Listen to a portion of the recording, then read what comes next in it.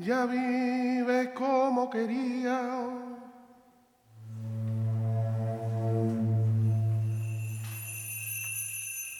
Con un marido importante.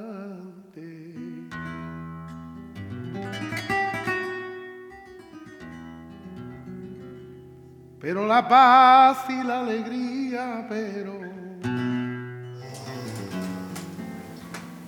la paz y la alegría se fueron de tu semblante.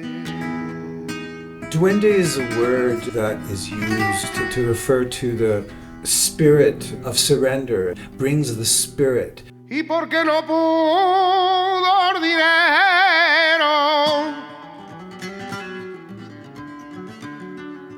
ay, llenar el hondo vacío. Because it refers to that moment, that special creative moment that's a co-creation between the audience and the artist, when the artist surrenders and the audience does as well. Maldito. As an artist, as much as I choreograph, I improvise in the moment. It just sort of flows. Oh. Flamenco chases tension. It's about tension, it's about catharsis, release.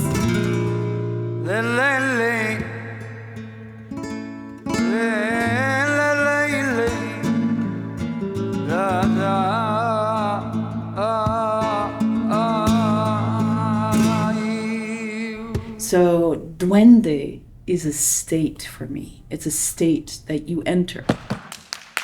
And it seemed to be the perfect word to describe what the vision is around the festival.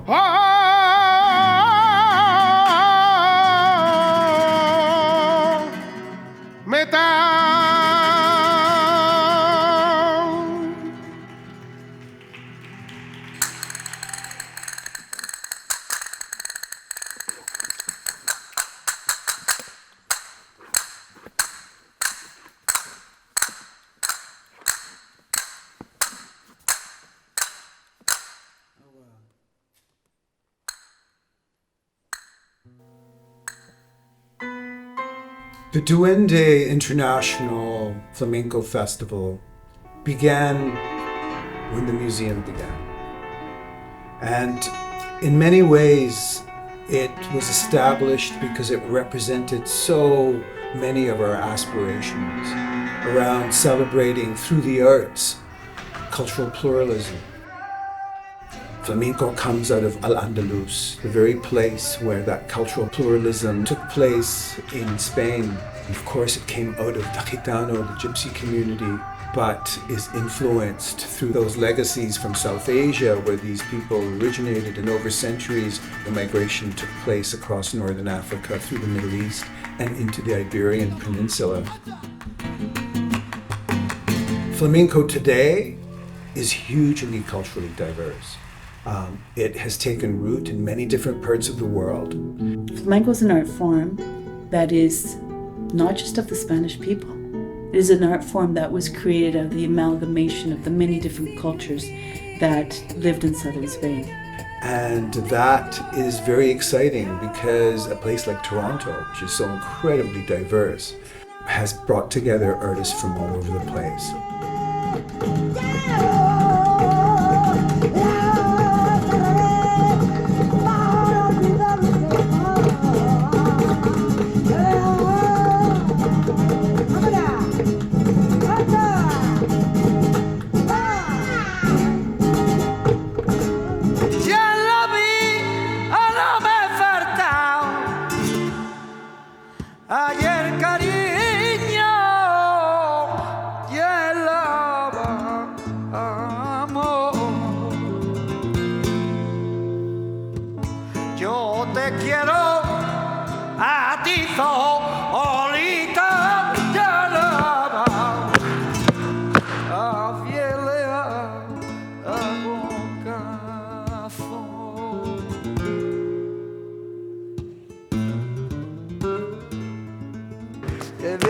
Qué bien,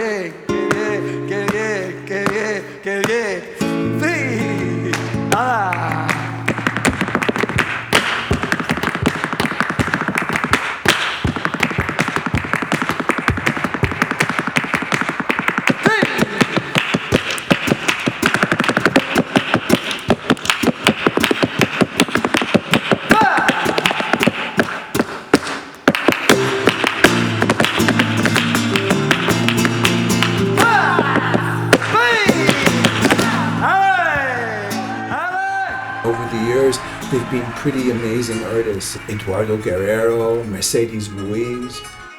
Mercedes Ruiz is an artist who you would not be able to get this close to Mercedes, because Mercedes performs in massive places with theaters that have like thousands of people. When you come into the Aga Khan Museum, this is something else that's very, very important, is how close you get to come to these artists. It's big enough, but it's intimate.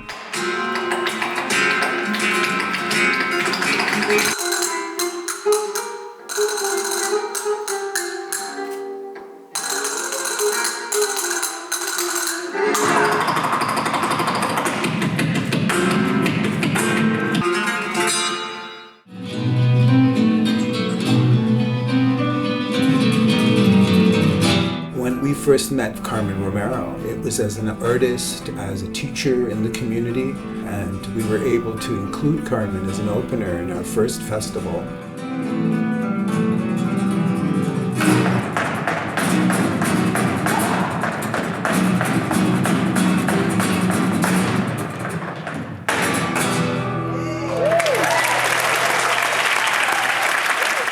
I performed a few times with the museum. I also watched the other flamenco performances that were curated. Companies like Esmeralda and Enrique were performing. The local flamenco community was starting to come in and perform.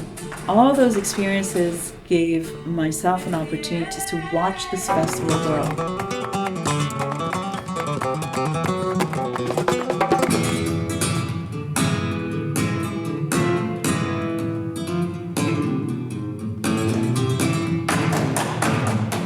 Over the years, Carmen has been somebody that we've continued to work with because of her connections, not only with the national and local scene, but also her international connections.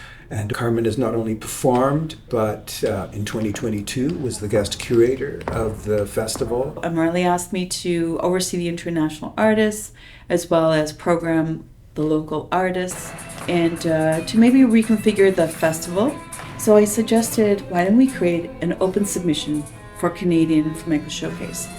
And let's see who's out there. I want to know who's performing in Northern Alberta, in Edmonton. I want to know what's happening in Quebec. I want to know what's happening in the Vancouver Islands.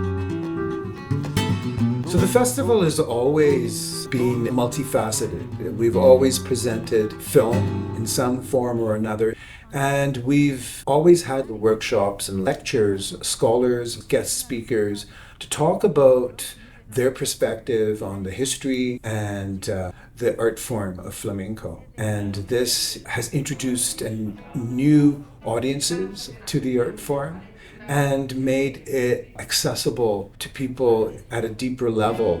No matter how much flamenco they might have seen, there's always something new to learn, and that remains an important facet of this festival.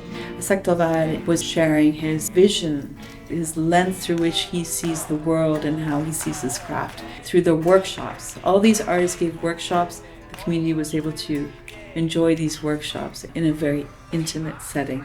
And that's really an important part of the work.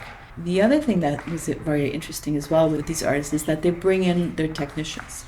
And so not only does the flamenco community at large get to appreciate the artistry, but also the technical team is working with their technical team that they bring in with them. So there's also an exchange of information, which I think is pretty amazing.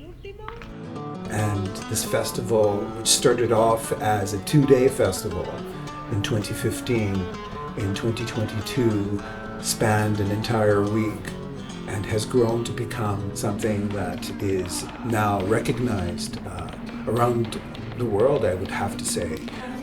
It's exciting when artists from Spain contact us to see what opportunities there might be in this festival. The Aga Khan Museum Duende International Flamenco Festival filled in a huge gap because flamenco, as much as it's very popular, it's also very niche. And flamenco artists need an opportunity to develop their work through presentation. Once more.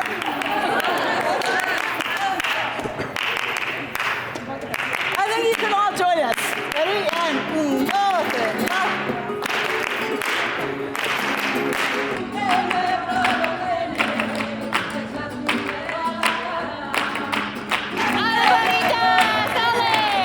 Nothing makes me happier than seeing dropped jaws. That awe, that wonder that artists can bring to audiences. And over the years, being able to witness that in the Duende Festival in particular has been a really exciting thing for me personally.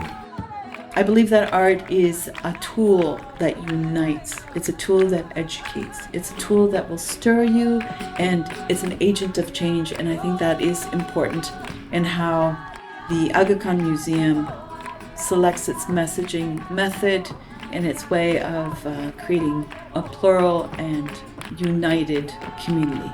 And Duende Flamenco Festival is the perfect vehicle for that. I really hope that the museum comes to be recognized as a place that not only presents flamenco but innovates and creates and is a bit of an incubator for creative people from around the world to come together and to come up with new ideas.